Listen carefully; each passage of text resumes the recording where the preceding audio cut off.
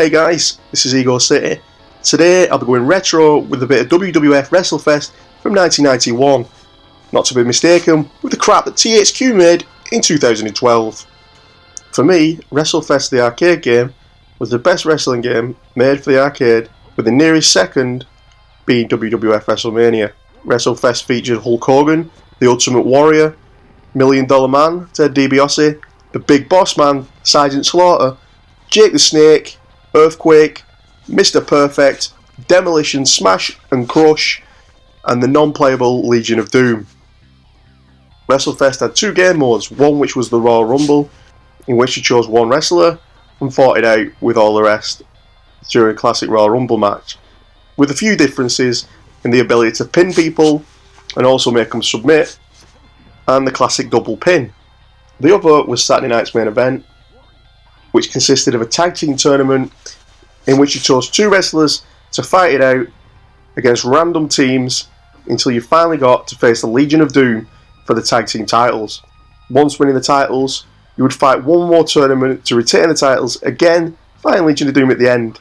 This mode featured a steel cage match, although you could not climb the steel cage or exit the door. It was pretty fun to throw the opponent into the steel cage, knocking them senseless.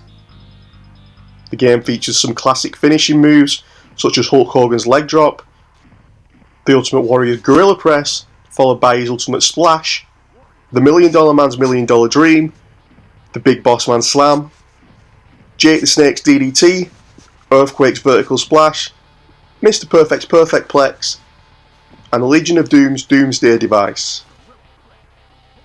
Although Sergeant Slaughter seemed to do a wet willy rather than his Cobra Clutch, it was still a pretty fun game. The game featured the ability to double team, attack the legs, use submission holds, and take my spending money in the 1990s. Personally, I find this game way ahead of its time. And one of the funniest glitches I ever saw in this game was during a Royal Rumble match.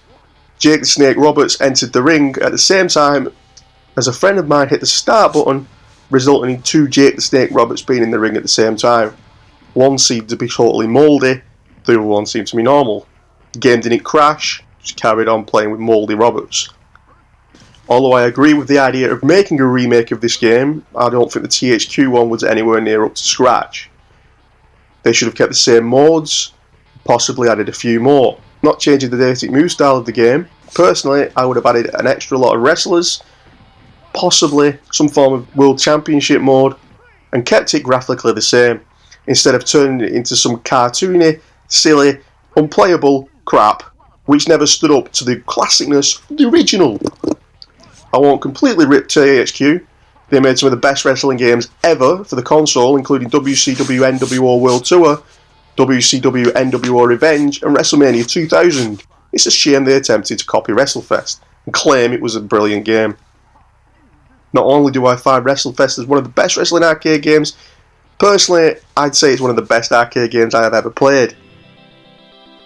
Although some of that may be a little bit of nostalgia bias, it is up there with Cadillacs and Dinosaurs, Teenage Mutant Ninja Turtles, The Simpsons arcade game, and watching your friend fall on his ass when he's playing Dance Dance Revolution.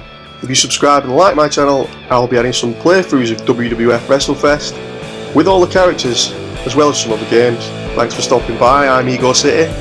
This is Ego City Gaming, and this was Wrestlefest.